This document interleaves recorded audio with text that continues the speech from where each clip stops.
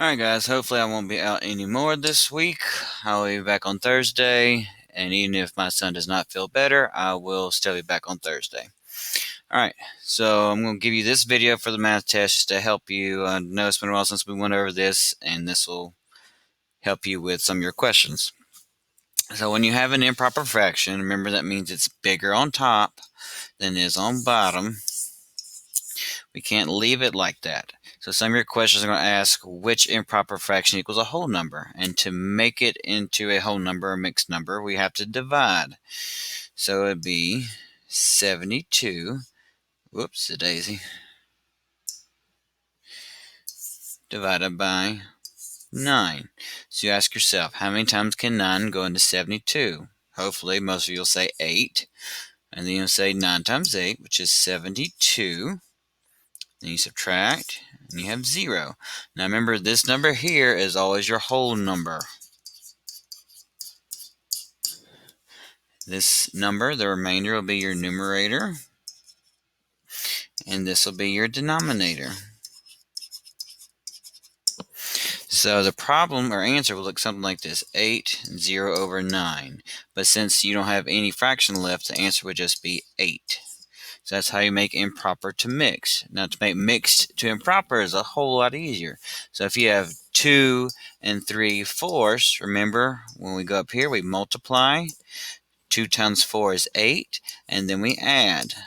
Plus 3 is 11. So that equals 11 over 4. I'll show you real quick one more time. 5 1/4.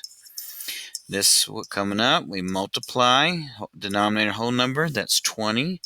Then we add 1, that's 21. So that's 21 over 4.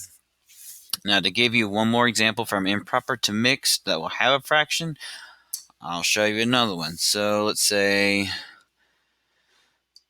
47 divided by 5, but as a fraction that would look like 47 over 5.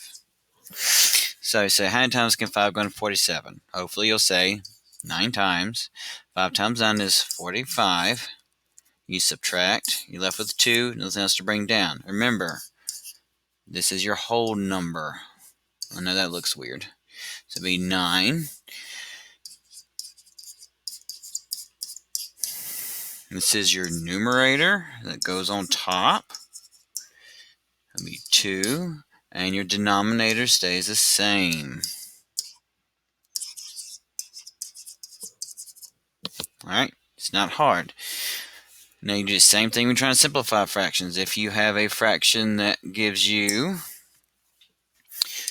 2/4, remember we just find the like factors, or you can say what can divide both 2 and 4.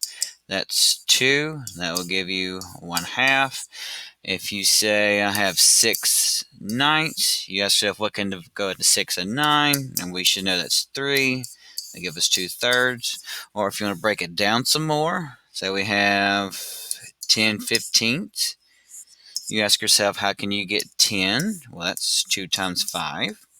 How can you get 15? That's 3 times 5. You mark out the like factors. The ones that are same, you scratch them out.